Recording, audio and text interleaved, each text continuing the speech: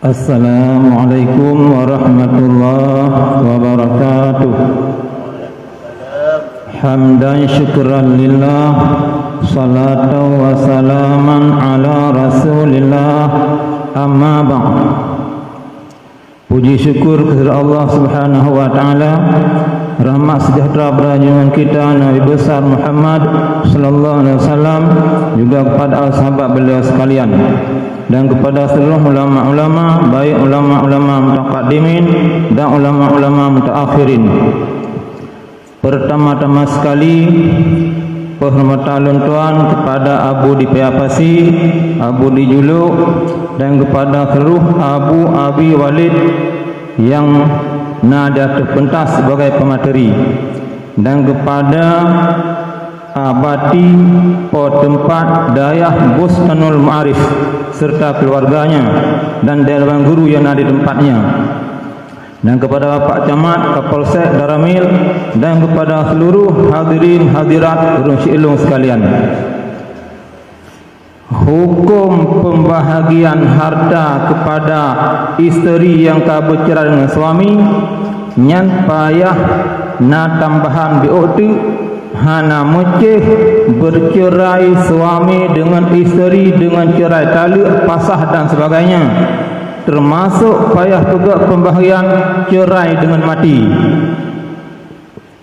Bila suami meninggal, harkat lagi Abu dijuluk pegasannya wa'lhe nya menurut ulama-ulama di negara Aceh Darussalam. Adapun menurut ketentuan hakim orangnya dua hana kalai lapangan. Dua nyan kiban kesepakatan ahli waris lah. Ka meninggal suami na harkat dari fund 2000 sampai 2020 seorangnya leher 2 juta. 200 juta milik suami, 100 juta milik isteri. So yang meninggal suami, nyan yang 200 nyan terperai. Isteri merumpak 1/8 menyana anak seperempat menyana anak dan wali-wali yang lain. Samati pembahagian harkat suami isteri hana meceh dengan cerai hidup. Dalilnya tersebut di dalam kitab Bughyatul Mustarsyidin halaman 66.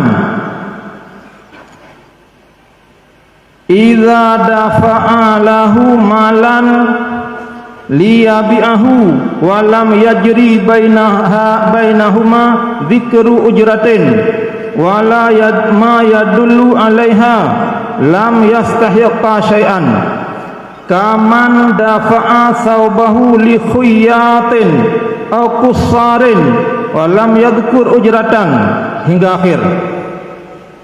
Getanyo tajuk sikret ija, tayu cok ke bajai, cok selewera, bak tukang jahit, hana tak pegah dumna upah, dan hana berlaku adat dumna upah. Menasyi tajuk bajai bak tukang dobi, hana pegah duna ongkos gosok dan hana berlaku adat. Nyan khilaf pendapat ulama. Wa qila talzamu ujratal misli mutlaqan, wajib ujrah misil. Kitanya padum bajainya engkau cok biasa, padu engkau cok seluruhnya biasa, bayar lepo ija kepada penjahit. Padum engkau gosok pakaian heboh bajai 2 gos seluruh, bayar kepada tukang bekerja. Wakila injaratil adat bi akhdhiha akhadha wa illa fala.